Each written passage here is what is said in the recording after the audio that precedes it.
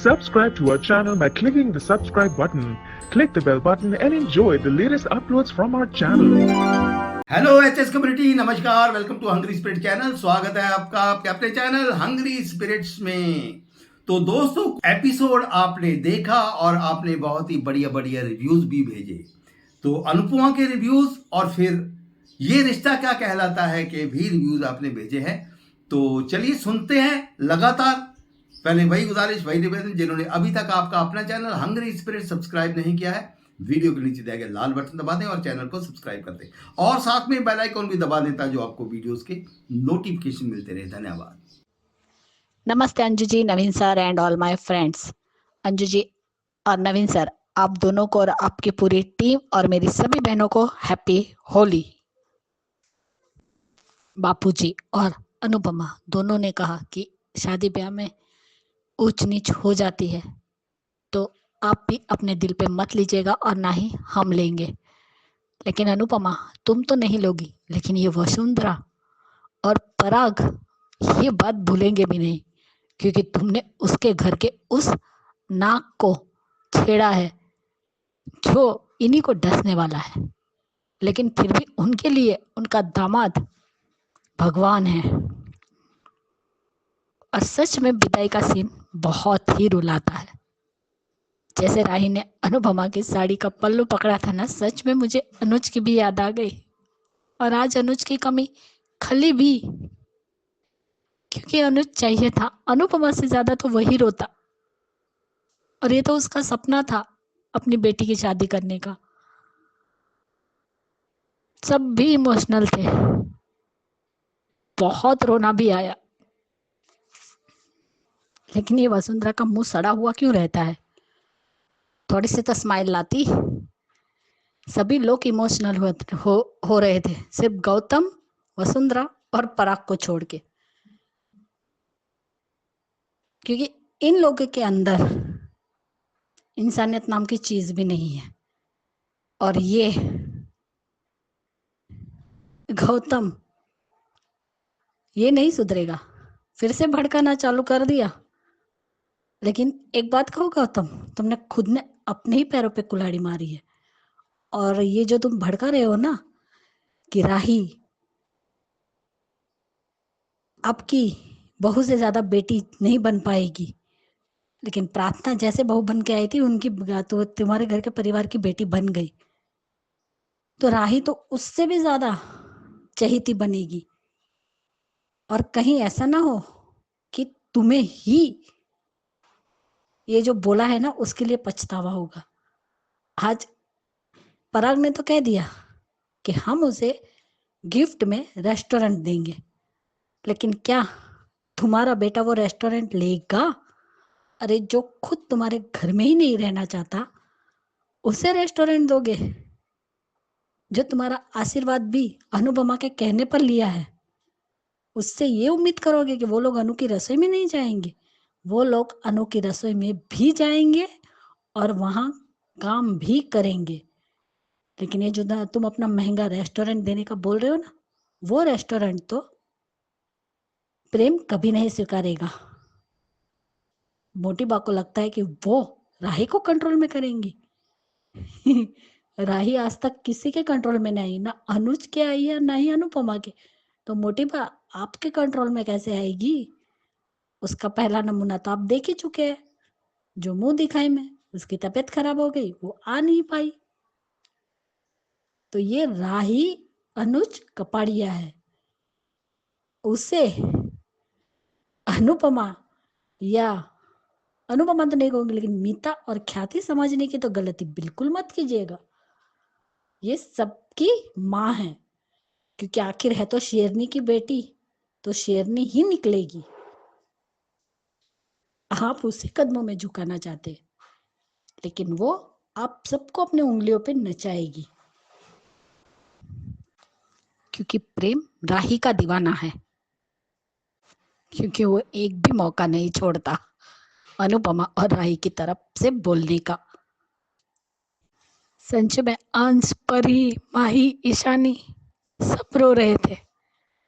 और जब वो गाड़ी में भी बैठे तब भी अनुपमा पूछती है राही का मोबाइल दिया, उसका चार्जर दिया। गौतम क्या कह रहा था कि राही को अपने काबू में रखिए। बेटा, तुम राही का फन कुचलना चाहते हो ना, लेकिन तुम भूल गए हो कि अब राही तुम्हारा ही फन कुचलेगी। आज गौतम ने अपना सारा शहर उगल दिया, लेकिन मजा तो तब आएगा जब राही इस गौतम का सारा सच पराग और वसुंधरा के सामने लेकर आएगी। तब इस दामाद का फन कुचला जाएगा और वो करेगी राही। पराग कोठारी कहता है कि हम लोग राही को संभाल लेंगे। सच में राही को संभाल पाओगे? और अनुपमा को तुम संभालोगे पराग कोठारी? अनुपमा को संभालना इतना आसान नहीं है। नाको चने चबाने पड़ेंगे तुम्हें पराग कोठारी। ना तो मोटी भा के बस में राही को संभालना है और ना ही पराग के बस में अनुपमा को संभालना है। दोनों ही फेल होंगे। हाँ अनुपमा, तुम और अनुज दोनों यशोमदा और नंद बाबा बन गए, लेकिन राही अब जाकर कान्हा बनी है तुम दोनों की। मुंह फट तो है हमारी राही। क्या बात है अनुपमा, क्या शिक्षा दी है तुमने? मोटी बात तो तिल मिला उठी की। बिल्कुल सही कहा प्रेम, तुम्हारी जिंदगी तो खुशियों से भरी दी है राही ने। साथ में अनुपमा ने भी, जो तुम्हें अपनी माँ मिल गई। तुम तो पहले से ही उसे माँ समान ही मानते थे और माँ का ही दर्जा दिया था अनुपमा को। अब तो रियल में मम्मी भी बन गई है। जैसे अनुपमा के सपने टूटे वैसे उसकी बेटी के ना टूटे, इसीलिए उसने वो सलाह दी है। सही कहा अनु तुमने। प्रेम पहले सारथी बना, फिर तुम्हारा एम्प्लॉय बना, उसके बाद बेटा बना और अब दामाद। सच में ये सीन भी बहुत इमोशनल था। ये तो सही है, झगड़ा कितना भी बड़ा हो लेकिन एक दूसरे का अपमान कभी मत करना। सही कहा अनु, जितनी बार उसने नाम बदला उतनी बार उसकी जिंदगी बदली है। नए रिश्ते निभाना, बहू बनकर सारे फर्ज निभाना, पर बेटी बनकर रहना, और इसी कोशिश में अपने आप को मत खोना। बड़ों का सम्मान करना, लेकिन अपने आत्मसम्मान को भी बचा कर रखना और सम्मान के लिए लड़ना भी। बड़ों के सम्मान के आगे सर झुकाना, लेकिन खुद मत झुकना। गलत हो तब। अपने सपनों को भूलना मत, उसे पूरा करना, और वो पूरा कर कर रहेगी Anupama. Thank you Anju ji, Naveen sir. तो अंजू जी नमस्ते, और सभी को सुजाता का प्यार भरा नमस्ते। आज का एपिसोड देखा, इमोशनल था। ये राही जो है कि विदाई हो रही है और अनुपमा उसको समझा रही है, लेकिन कहने कि अपने आत्मसम्मान से जो है कभी भी कॉम्प्रोमाइज़ मत करना, अपना आत्मसम्मान ज़रूर बचा के रखना। इसका मतलब यही है कि जो है जिस तरह से अनुपमा के आत्मसम्मान को शाह हाउस में जो कुचला गया था, वो राही इस गलती को कभी दोहराए ना, अपनी माँ की इस गलती को ना दोहराए। इसका और विदाई के समय जो ये है मतलब सबकी आंखें नम थी, सभी की आंखें नम थी। मतलब ये क्या, ये जो है मोटी बा वो पत्थर दिल की है कि इसकी आंखों में एक कतरा आंसू नहीं था। यहाँ तक कि जब बहू विदा होती है या बेटी विदा होती है तो मतलब बड़े से बड़े जो है पत्थर दिल भी पिघल जाते हैं, पर ये जाने किस मिट्टी की बनी है कि इसकी आंखों में एक जो है आंखों में जरा सी भी नमी नहीं थी। और ये अनुपमा प्रेम और उसको जब उसने अपनी गाड़ी देखी है विदाई की, तो उसने पैर पीछे किए हैं। लेकिन आज एक प्रेम का एक डायलॉग बड़ा मज़ेदार था कि अनुमा हम विदाई कल करें? अरे कल विदाई होगी तब भी यही रहेगा, चाहे 4 दिन बाद विदाई करो तब भी वही हाल होगा, कितने ही दिन बाद, लेकिन सीन तो तब भी ऐसे ही रहना है। इमोशनल और ये सब, यहाँ तक कि ये प्रेम भी रो रहा था, खुद दूल्हा रो रहा है अपनी शादी में, वाह क्या बात थी। लेकिन कुल मिला के इमोशनल तो था। आज तो अनुपमा की इसने उसने हमें सबको रुला तो दिया, सबको, जहाँ तक है सबको अपनी विदाई, या जिन्होंने अपनी बेटी की शादी करी है उनको अपनी बेटियों की विदाई तो याद आई होगी, और सबकी आँखों नम भी हुई होंगी। और ये खैर अभी राही विदा हो गई है, और ये प्रेम से कह रही है कि अनुपमा की से खाना वाना खिला देना, या जो भी उसने मतलब उस टाइम पे बोला वो सब अच्छा था। और ये अनुपमा जब ये राही विदा हो गई है और गाड़ी में, तो उससे चुप नहीं हुआ जाए। तो आज जो अनुज ने कहा था उसकी अपनी विदाई, मतलब अनु की विदाई पे, कि जब हम वापस गाड़ी घुमा लें, तो सेम वही आज प्रेम ने बोला कि हम शाह उस कृष्ण कुंज के आगे से वापस ले चलते हैं, वहाँ से विदा हो लेंगे। लेकिन ये राही मना कर देती है और कहती है कि अगर मैं वहाँ से निकली तो जो है कहीं मैं फिर अंदर जाने से खुद को रोक नहीं पाऊँगी। और ये तो जो गौतम है, ये केकई, इसने तो केकई, मंथरा, ललिता पवार, या इसको हम नाग कह लें, सांप कह लें, अजगर कह लें, जो भी उपाधि है वो गौतम के लिए कम ही है। और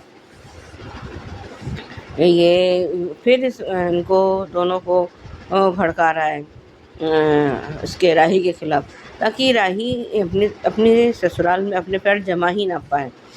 लेकिन ये गौतम अभी नहीं जानता कि ये अपने पैर जमाएगी भी, और गौतम के पैर इसकी ससुराल से उखाड़ेगी भी, ये पक्का है। चाहे अब ये इसने अभी जो जितने कांड किए हैं ना, ये अभी सब एक एक करके इसके सामने आए, सबके सामने आएंगे। उस वक्त ये पराग कोठारी और मोटी बा जो है तब में ये खून ये तब भी उस वक़्त ये अपने आप को ये कहेंगे कि हमने उस वक़्त अनुपमा की बात सुनी क्यों नहीं। मान लेते तो ये सब तो कम से कम ना होता, क्योंकि अब इसका जो है टॉर्चर फिर और भी ज़्यादा बढ़ेगा। और ये घर पहुंच गए तो उसको राही को चक्कर आ गया है, तो शायद वो कह रही है कि लहंगा हैवी है, और अब एक तो शायद उसने खाया तो है नहीं कुछ, और ये तो उसने अब वो ये प्रार्थना ने उसकी आरती उतारी है, लेकिन प्रार्थना अब अपने भाई से नज़र नहीं मिला पा रही है। और मिलाए भी कैसे, क्योंकि जब सारी दुनिया उसके साथ खड़ी है और उसने अपने उस कमीने पति का साथ दिया है जो उस पर इतना अत्याचार करता है, तो वो किस मुंह से उससे नज़र मिलाएगी। बिल्कुल सही था। और ये पराग कोठारी ख्याति से बात कर रहा है कि मैं तो ये था वो था, और अब मैं जो है तुम अपनी ज़िंदगी में आए तो बहुत अच्छा था, जो भी उसने बोला वो सब अच्छा था। और जब विदाई होने लगी है तो पराग कोठारी ने ये जो बोला है कि आप इसकी राही की चिंता छोड़िए, आप अपने काम पर ध्यान दीजिए। इसका मतलब अब यही है कि ये इसके, और इसने गाड़ी में बोला भी है कि मैं ना तो राही और प्रेम को अनु की रसोई में काम करने दूंगा, और ना ही ऐसा कुछ होने दूंगा, और ना ये अलग घर में रहने देंगे, जो भी उसने बोला है। तो हम उसको एक रेस्टोरेंट गिफ्ट कर देंगे, चाहे जैसे भी हो। तो ये दोनों वहाँ पे अपना ये दोनों वहाँ अपना बिजी रहेंगे। और जब वो गौतम ये कह रहा है कि ये कहीं वहाँ मुंबई चले जाएं, तो लेकिन अभी ये मोटी बा का भी जब ये सारे कांड बाहर आएंगे ना, तो ये मोटी बा जो है राही और प्रेम की नज़रों से जो गिरेगी, ये फिर कभी शायद उठ नहीं पाएगी। और रिकैप में हमें कुछ और अब दिखाया गया है और उसमें ये है कि वो जो कैदी है वो काबू से बाहर हो रहा है। और अभी जो है उसमें देखते हैं आगे क्या दिखाते हैं। आज के लिए अभी बस इतना ही, धन्यवाद। अंजू जी, हेलो नवीन सर जी, आपको और मेरी सारी फ्रेंड्स को मेरा नमस्ते। आज का शो इमोशनल था। आज राही की विदाई थी। आज राही अपने ससुराल जा रही है। अनुपमा का रोना, राही का अपने मम्मी का हाथ नहीं छोड़ना, पल्लू नहीं छोड़ना, सच में बहुत इमोशनल हुआ। हर एक वो सीन, हर एक वो विदाई याद आ जाती है। जब भी हम किसी की शादी में भी जाते हैं ना, तो ईजिली आँख में आंसू आ जाते हैं, ना चाहते हुए भी और ना ही सोचते हुए। पता नहीं, सोचना ही नहीं पड़ता। वो तो किसी की बेटी यानी विदाई को देख के रोना आ ही जाता है। तो आज के शो में हमने देखा, आज हर कोई रो रहा था। लड़के वालों में भी आँख में आंसू थे, ख्याति के, मीता के वगैरह वगैरह। पर अगर कोई नहीं है तो पराग और मोटी बा ऐसे देख रही थी खुन्नस वाली नज़रों से, बहुत ही गलत गंदा तरीके से देख रही थी। मुझे बिल्कुल अच्छा नहीं लगा कि किसी की विदाई पे भी तुम्हें खुन्नस क्या है। अनुपमा अपना हाल सुना रही थी, अपनी शादी का, अपना डर वाला वो बात जो बता रही थी कि कैसे मैं कम उम्र में मेरी शादी हुई और मैं इतना, तो मेरी बेटी को डर मत पैदा होने देना। एक माँ जो जितना चाहे अपनी बेटी के लिए बोलती है, कितना कुछ भी सोचते नहीं, आगे पीछे देखती नहीं, कुछ नहीं, उसे बोलती है कि मेरी बेटी को तकलीफ मत देना, यानी वो नहीं, हर एक बात में। पर मोटी बात, जैसे मोटी हड्डी चमड़ी वालों को कोई फ़र्क नहीं पड़ रहा था, उनको तो ऐसे खुन्नस वाली नज़रों से देखे जा रहे थे। हमारी जिम्मेदारी है। और पराग ने तो ताना महा भी एक, तो यार कम से कम नहीं, कुछ तो जो करना है तुम करो ना, जाओ। तुम्हें तो रोकने से भी तुम रोकने वाले, तुम तो पहले से प्लानिंग की, शादी करने की प्लानिंग भी उसी लिए की थी। पर यहाँ पे आज पराग ने जब अनुपमा को बोला कि तुम्हें अपने काम पे ध्यान देना चाहिए, राही हमारी जिम्मेदारी है। अरे ऐसा क्या तरीका होता है बोलने का? अरे लड़की वाले को खुश करके जाते कि नहीं, राही हमारी बेटी बन के रहेगी। अब जो भी ऐसा कुछ और डायरेक्ट अगर पल भर के लिए उस माँ के आँख में खुशी वाले आंसू दे देते तो क्या बिगड़ जाता? अरे क्या ही बिगड़ता तुम लोगों का। पर नहीं, पराग तो अपने दिल की बात कह रहा था कि तुम अपना काम देखो, अपना ये करो। जरूर पराग गंदा गेम खेलेगा। कार में देखा गौतम सेठ भी अपने इसमें। हाँ, यहाँ पे एक है कि प्रार्थना है। प्रार्थना अभी तो कुछ नहीं बोल रही, पर प्रार्थना शायद आने वाले समय में कर सकती है, जो भी करेगी राही को आगाह कर सकती है कि ये तुम्हारे लिए ऐसा सोच रहे हैं, या जो भी ऐसा हो सकता है। मुझे लगता है ऐसा कि शायद प्रार्थना बदलेगी, क्योंकि यहाँ पे प्रार्थना के सामने आज गौतम जो बोल रहा था मोटी बा और बाई से, और कहते हैं अनुपमा का फिर वो राही को बाहर तक छोड़ना। आज सच में अनुपमा फिर से अकेली पड़ गई। राही के बाद फिर वो अकेली रह गई, बाहर खड़ी, सब अंदर ही थे, पर राही, अनुपमा बाहर थी और बार बार वो चार्जर दे दे और ये और उसका मोबाइल लिया कि नहीं। सच में एक एक सीन आँख में आंसू ले आए। एक एक सीन की माँ की तड़प, माँ की अपनी बेटी के लिए चिंता, वो सब साफ साफ दिख रहा था। अब राही यहाँ ससुराल पहुँच के उसने कहा कि गाड़ी से घर के सामने से ले लेते, तो अनुज वाले डायलॉग ध्यान आया कि अनुज भी ऐसे बोलता था कि पलटा ले क्या गाड़ी, जो भी उसने कहा कि उससे भी मना किया। पर हाँ, अभी देखते हैं, वहाँ पे पहुँची है, स्वागत हुआ है, और अभी आगे भी क्या होगा। अनुपमा का भी बापूजी ने आके बोला कि चलो अंदर, जो भी उसने। फिर अभी देखते हैं कल से अनुपमा का नया अध्याय, राही का नया सफ़र, और अनुपमा का भी नया अध्याय शुरू होगा सेंट्रल जेल से, तो क्या होता है। और आज का शो इमोशनल था। मोटी बा के लिए क्या ही बोले कि एक इंसान भी नहीं है वो, सच में एक इंसान भी नहीं दिखी किसी वो। अरे वो खुद बेटी, उनको बेटी नहीं इसलिए क्या, पर वो खुद किसी की बेटी थी ना, उसकी माँ के भी यही चिंता होगी, उनके माँ के मन में भी यही सब होगा। एक बड़े घर में शादी करके आ गई तो क्या वो ख्याति जैसा यानी क्या नाम है इसका, पाखी जैसी सोच रखती कि बड़े घर की बहू बनना ज़्यादा इम्पोर्टेंट है। आंसू भले वो चुप के रो रहे तो, पर बड़े घर के कमरों में बैठ के, एसी में बैठ के रोए, ऐसी सोच रखती है क्या मोटी बा? जो मोटी बा को कोई फ़र्क नहीं पड़ता। अनुपमा को यानी वो अनुपमा की उस बात को लेक्चर भाषण समझ रही थी कि जल्दी से ये ख़त्म कर दे, जल्दी से विदाई कर दे। तो बड़ा बुरा लगा मोटी बा के लिए ये सब कुछ देखे कि बकवास लगा कि घटिया लोग हैं। अब देखते हैं क्या कर सकते हैं इन लोग, क्या क्या करते हैं। पाखी भी क्या करेगी, पाखी ने बताना चाहिए था पर नहीं बताया। अब देखते हैं राही उनको कैसे करेगी, क्या प्रेम कहाँ तक साथ देगा। आज प्रेम और अनुपमा का सीन भी अच्छा लगा था।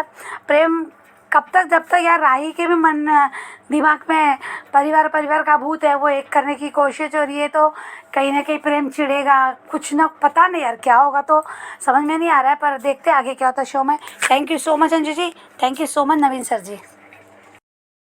नमस्ते अंजू जी, नमस्ते नवीन सर और मेरी सभी फ्रेंड्स को रेखा सक्सेना की नमस्ते।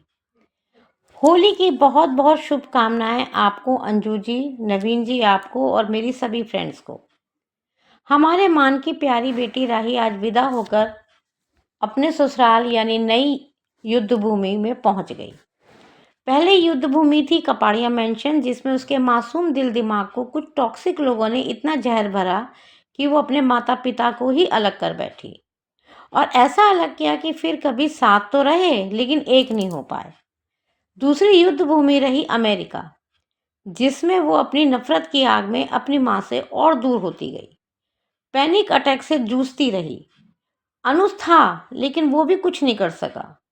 और तीसरी रही शाह परिवार, जहां वो कुछ लोगों की नफरत उलाहना सहती रही, लेकिन यहाँ उसकी माँ थी जो उसको एक तरफ तो बाप का प्यार देती रही, वहीं दूसरी ओर उसकी नफरत को अपनी ममता से धोती रही।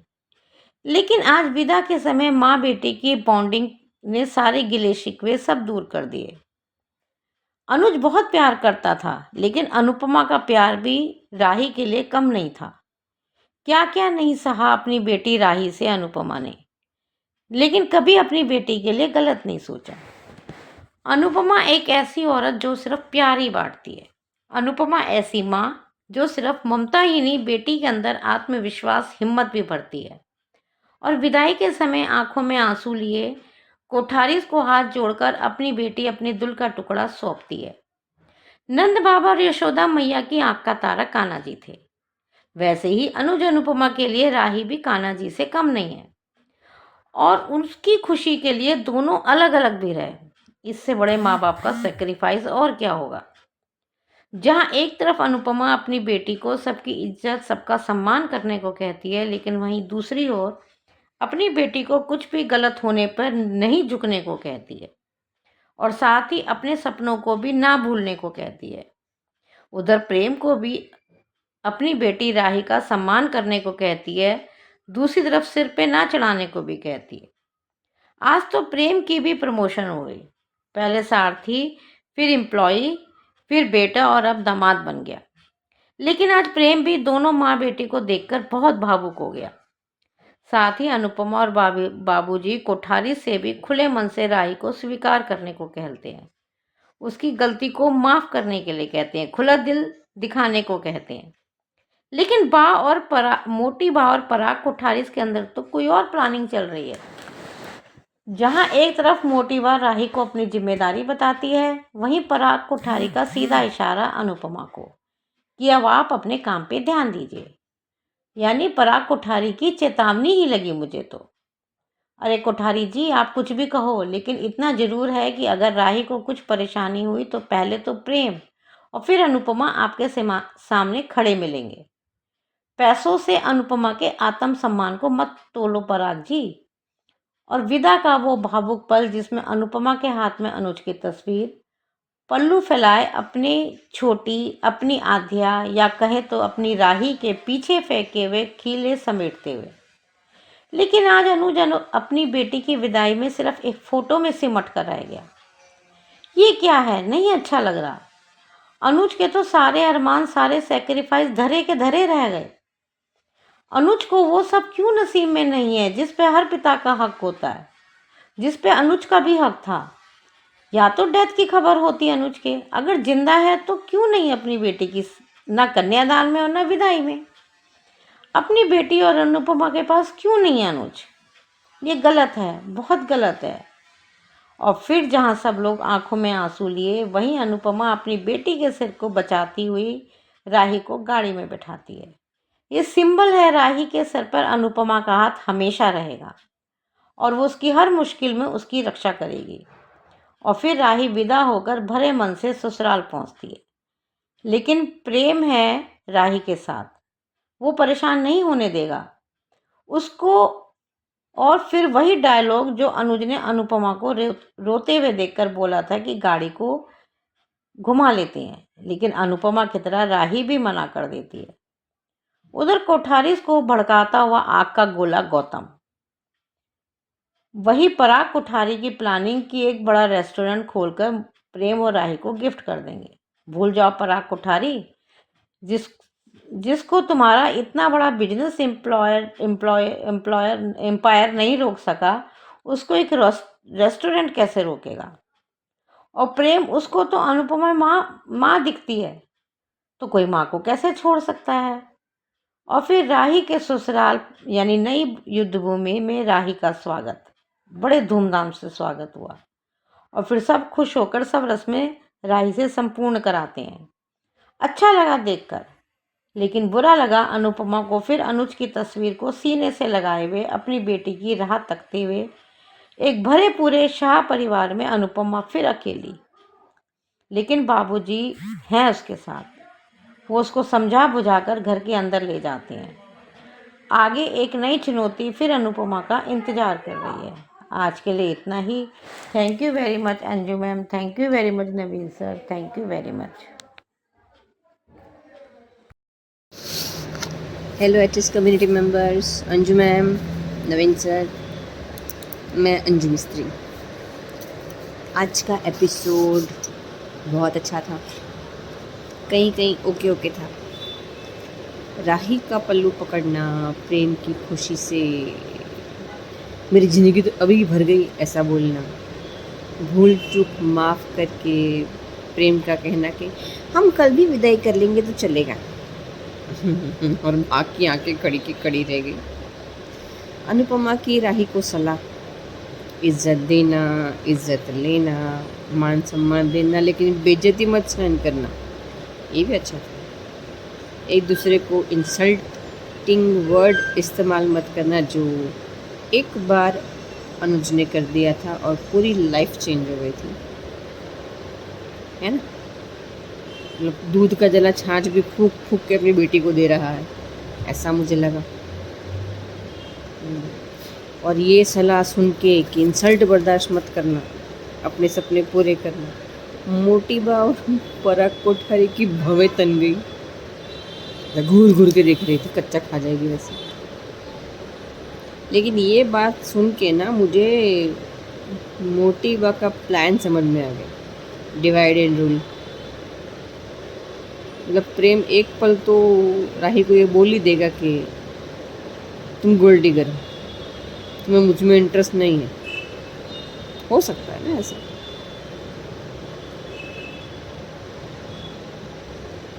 लेकिन अनिल ने बहुत अच्छा डायलॉग मारा कि राही के साथ साथ आज प्रेम की भी विदाई है, दूल्हा दुल्हन दोनों विदा हो रहे हैं।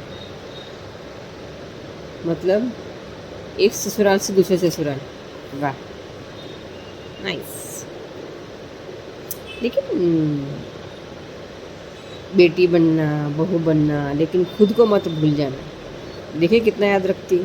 वैसे मोटी बा के लिए ना ज़्यादा मुश्किल नहीं होगा राही को अपने इशारों पर नचाना। वो कहता है चने के झाड़ पर चढ़ा चढ़ा के अनुपमा से दूर कर देगी, प्रायोरिटी दे दे के नहीं।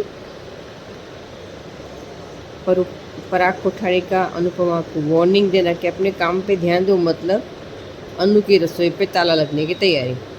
कुछ ना कुछ तो करेगा ही ना।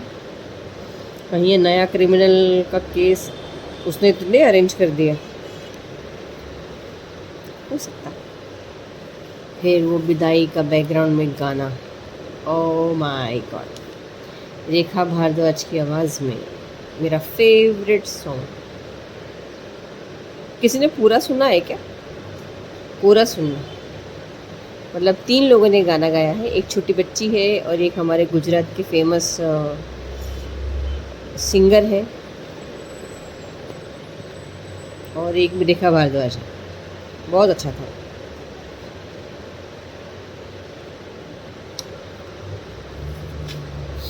अनुपमा और प्रेम के आंसू और दर्द मैं दिख रहा था, फील भी कर रही थी, लेकिन बाकी सब ना आर्टिफिशियल लग रहे थे। भाभी कर रही थी, बापूजी भी दिखावे कैसे ऐसे जबड़ा हिल रहा था उनका, बत्ती सी। ये निकल जाएगी डेंजर। और गौतम आ गया अपने असली मकसद पे। आज से ना मैं गौतम का नाम वो SBS वाली चुगलखोर आंटी रखती हूँ। चुगली कर करके अपना उल्लू सीधा करेगा गधा, खानदानी गधा। ये प्रेम की गाड़ी तो वो जीप थी ना, वो किधर गई? ये सिंपल सी भाड़े की गाड़ी उठा के लेके आए, सस्ता बुके वाली, गुलाबी पर्दे वाली। इससे ज़्यादा डेकोरेशन तो हमारे यहाँ गणपति में वो केले के ठेले पे होता है, मिनी टेम्पो में होता है। 4 दुपट्टे यहाँ मार दिए, एक बड़ा सा बुके आके चिपका दिया।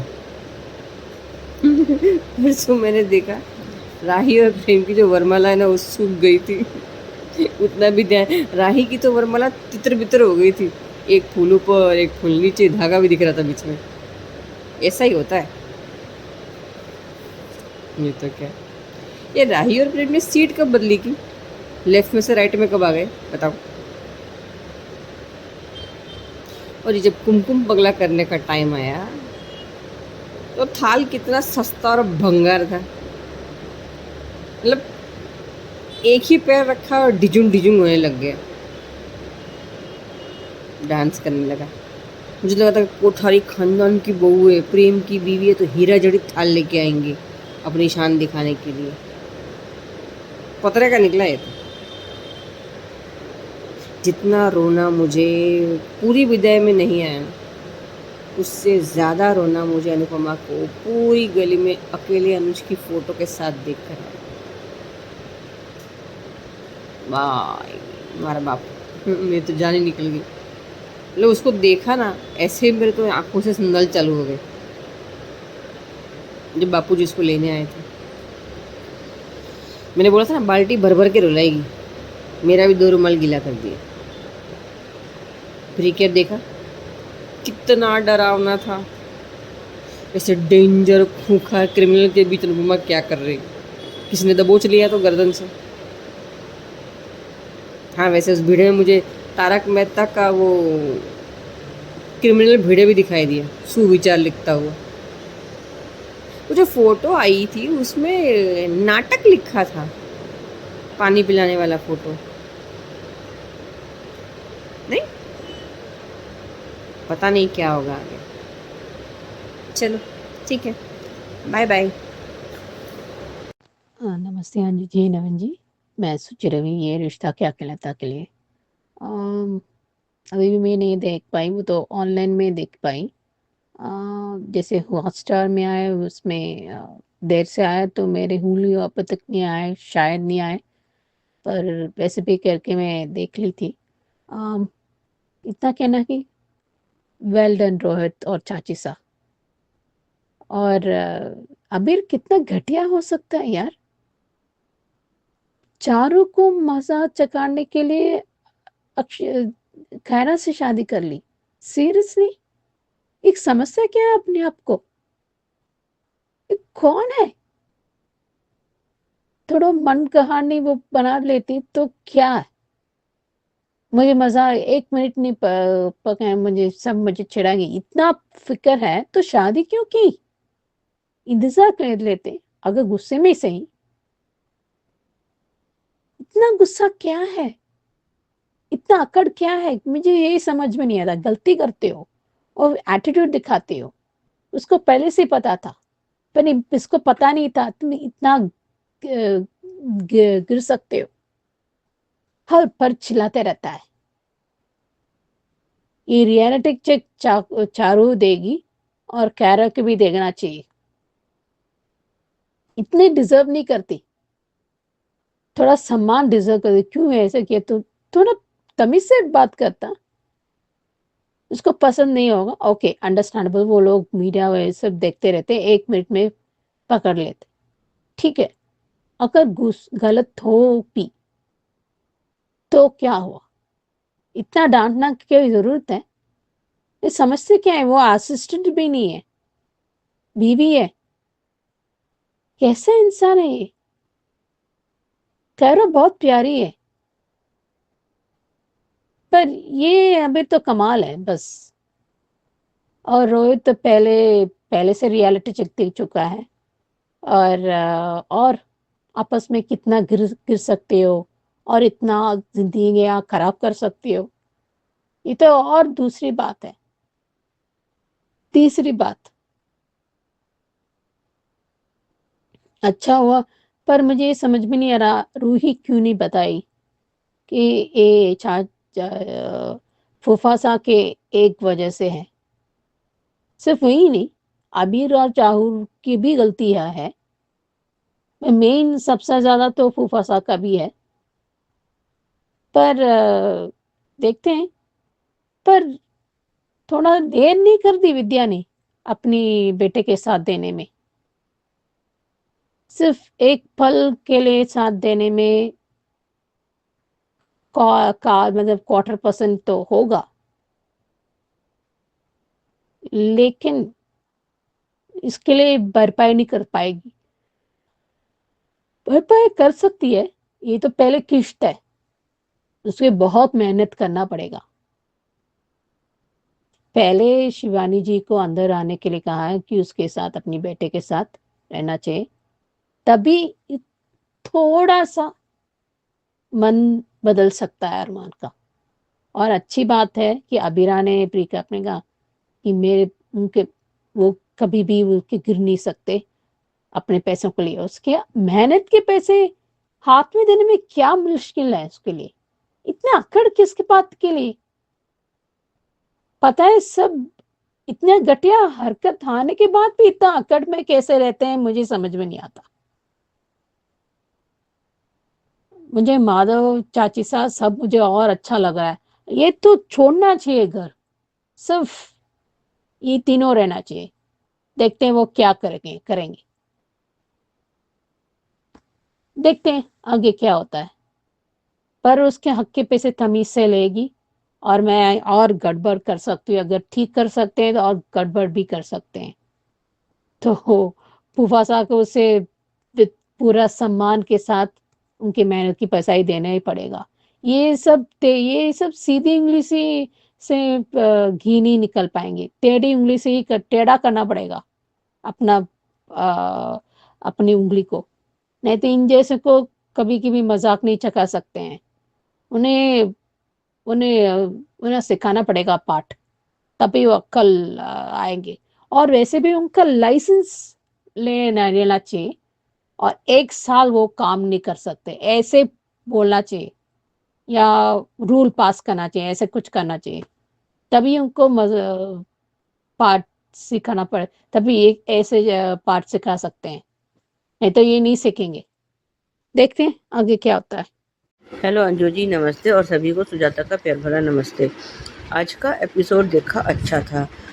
अरमान घर आया है, समझ तो गया है कि अभी ही उसके पास आई थी, और उसके जो ग्रीस के वो है वो सब साफ कर रहा है, और वो कह भी रहा है कि जो है तुम मुझसे इतना, अपने खड़ूसमान से इतना क्यों प्यार करती हो, जबकि मैं तो इस लायक हूँ भी नहीं।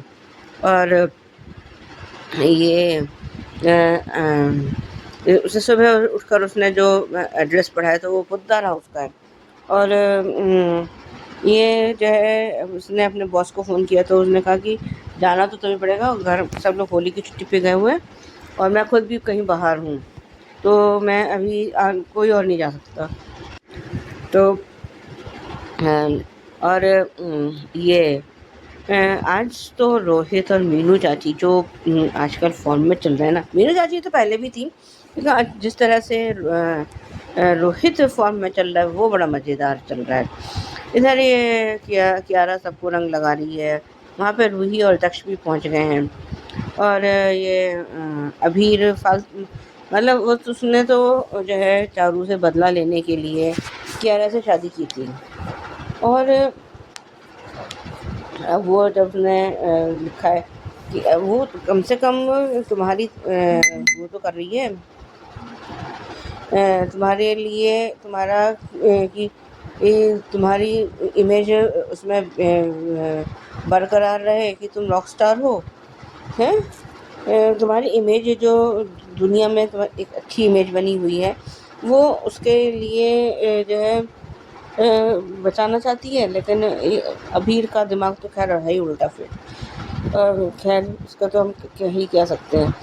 और ये जब ये वहाँ पे होली का सेलिब्रेशन हो रहा है पुतारा उसमें, और कावेरी पुत्र ने सबको टीका लगाया है, और वहाँ पे रोहित बैठे हुए शायद गुजिया खा रहा है या कुछ खा रहा है, जो भी खा रहा है और कुछ खा रहा है, और सबके बड़े आराम से बड़े इत्मीनान से, वो सीन तो मज़ेदार था।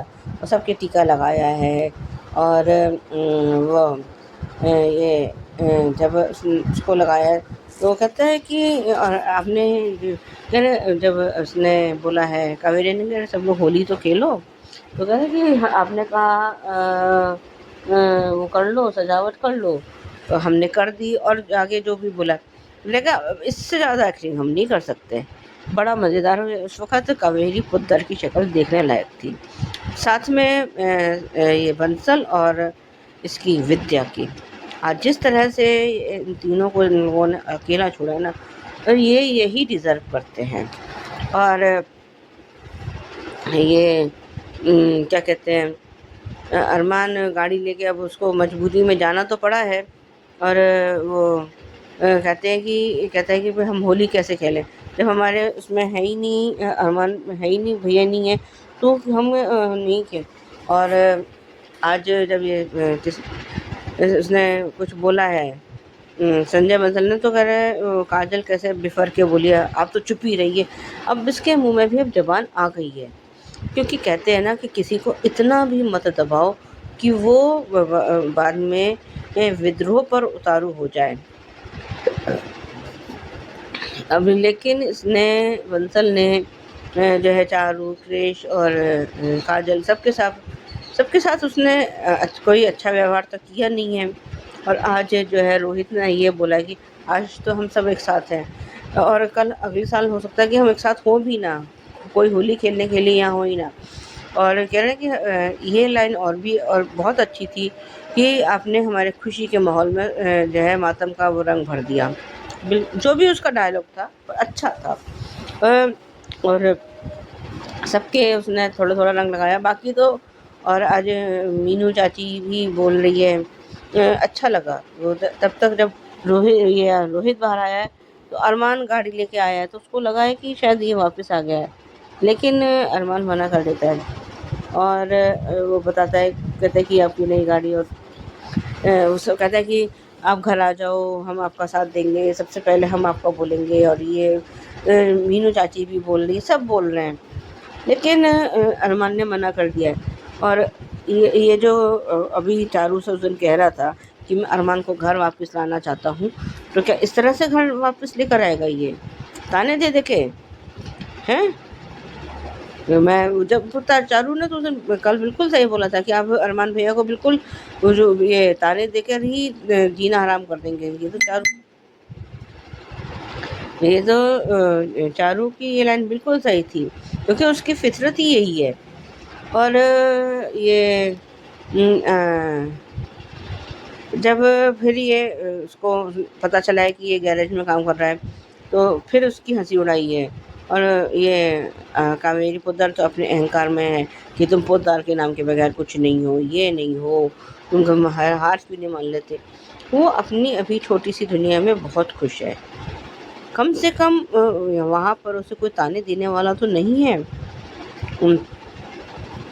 और ये जब उसको ये पैसे देता है और कहता है कि पैसे दे दो, मेरे को जाना है, तो वो उसको पैसे देते देते ज़मीन पे गिरा देता है, अगर नीचे से उठाओ। लेकिन तब तक वहाँ अभीरा आ गई है, और उसने अभीरा ने उसका हाथ रोक लिया, कह रहा कि मेरे उसकी आप इस तरह से इंसल्ट नहीं कर सकते हैं। बिल्कुल सही था, क्यों भाई, तुम्हारी गाड़ी वो तुम्हें अगर नहीं भी आता तो कौन सी आफत आ रही थी, तुम आके गैरेज लेके जाते, फिर मज़ा आता क्या तुम्हें? अगर अरमान कह देता कि भाई आप उनको कह दो कि आप गाड़ी गैराज से उठा लें, तो फिर ये क्या कर लेता बंसल, फिर आप मुँह की खा के आता, पर नहीं कह रही।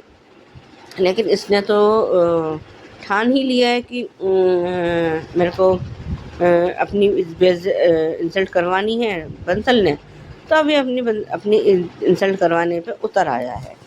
अब तो सब छोटे बच्चे बड़े सब उसकी जो है धज्जियाँ उड़ा के चले जाते हैं।